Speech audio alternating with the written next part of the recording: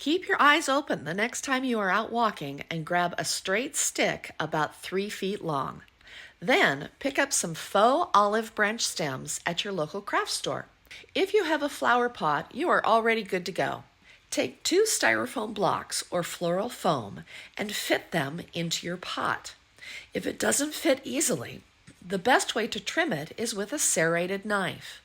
Place the bottom of your foraged stick on top of the 2 styrofoam blocks and mark or score the diameter of the stick in the center of the 2 blocks. And cut a trough that is roughly the width of the stick. Put some hot glue on the bottom of the stick and set it into the trough of 1 block. Press and hold until the glue dries. Place in the pot and fill with any other empty spaces with additional styrofoam. You don't want this wobbling or falling out. Now that the sticks are secure in the pot, take the styrofoam cone and cut it so it's about 3 to 4 inches tall. Take a metal straw and poke a hole in the cone. Put some hot glue on the top of the stick and slide the styrofoam cone onto the stick through the hole. Take all of your olive branches and cut off each individual stem, leaving about 1 inch on the end. Poke the stem sideways into the pilot hole you created in the cone until you reach the first leaf on the stem. Now, where the leaf meets the base of the cone, place a bead of hot glue onto the back of that leaf and press it upwards onto the cone. Hold it there until it dries. This is the perfect way to disguise the styrofoam cone. Continue to stick stems into the cone with a little bit of hot glue to secure them. Press each stem in until you get to the leaf. Put some hot glue on the back of that leaf and glue it to the cone. Add a little green moss to the top of the pot at the base of the stick and display your new faux olive tree in your home.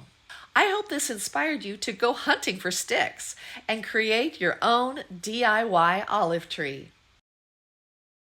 I found this branch when I was outside and thought it would be perfect to make a fall tree. To make the leaves for my faux fall tree, I've gone ahead and picked up some of these cloth leaves. So these are available at craft stores and online. And I want to mute these out a little bit. I find the colors just a little bit too vibrant for what I have in my house. So I'm going to use some paint to mute these and make them a little softer feeling. And then I'm going to take some white craft paint and just mix in some fall colors with it. So I've got some different colors here and I'm just going to mix these up so they're really soft and pastel-y to mute these colors a little bit. So I've got my colors mixed here and it's time to brush this onto the leaves now. So I'm just going to use a flat brush like this and I'm going to take a little bit of the paint and I'm just going to brush it on to the leaf. Now remember my leaves are cloth, so this is going to soak in beautifully. Once I have a bit of paint on there, I want to take a mister, and you can take any sort of mister or water bottle, and I'm just going to put a little bit of mist on these. And that water is just going to help this spread and really soak into that fabric leaf. And I want to show you what I'm going to do for the red ones.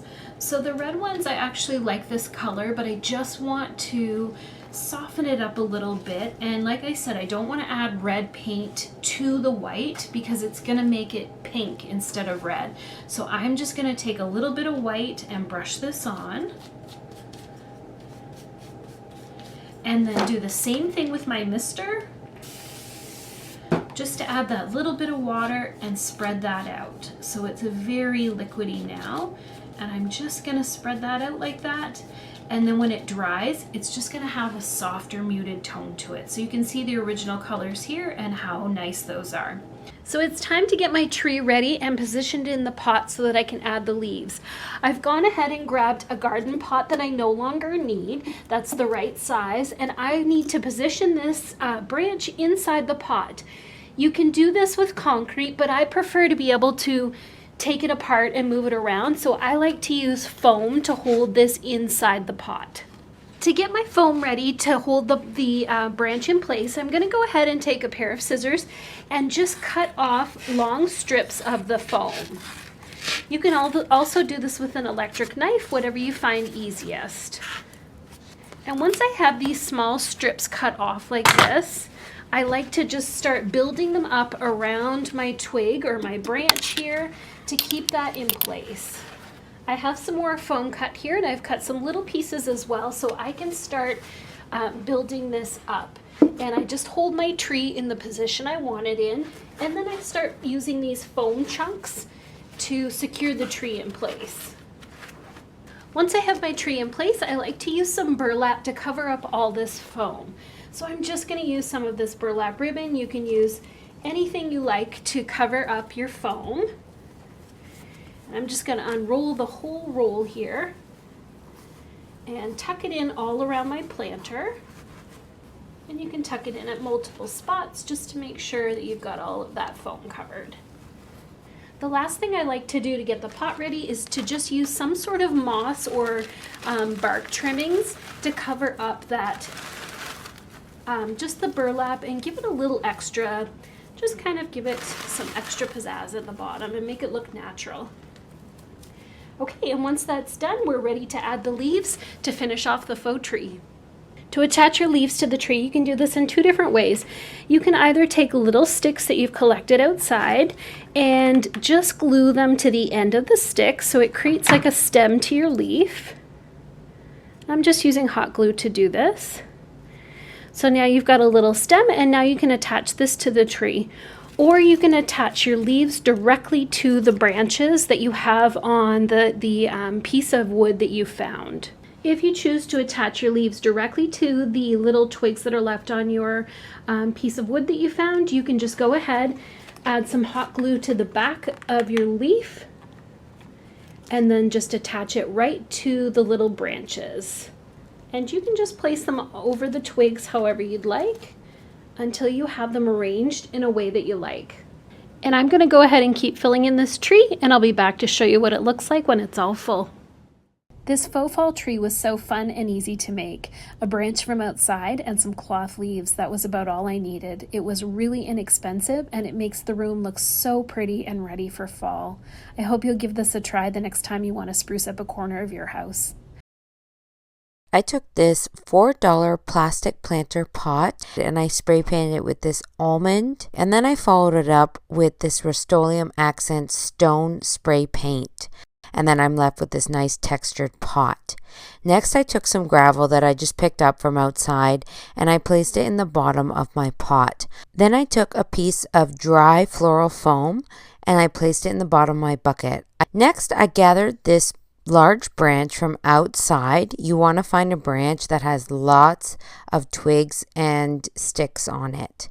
Then I took these artificial cherry blossom flowers and I used my hot glue gun to glue them onto the twigs. I tried to replicate a real cherry blossom tree as best I could by finding images online. Before placing all my cherry blossom blooms on the branch, I decided to stick the branch into my floral foam and then seal it with some mixed up concrete cement. And then that way I could finish gluing the rest of my cherry blossoms on my tree while it was standing up straight, so I had a better idea of how it would look. So I placed all the cement in and around just to fill in any gaps and stabilize my stick in my pot. You could certainly leave just the cement showing, but I like a little bit of moss for a little bit of extra greenery at the bottom of my pot. I love how realistic this tree looks because I did use a real branch from outside, and I think it just adds that perfect pop of pink to my home for springtime. You can replicate this DIY with any kind of florals or blooms or leaves that you like. I hope that this DIY inspires you to get creative with stuff that you can find in and around outside.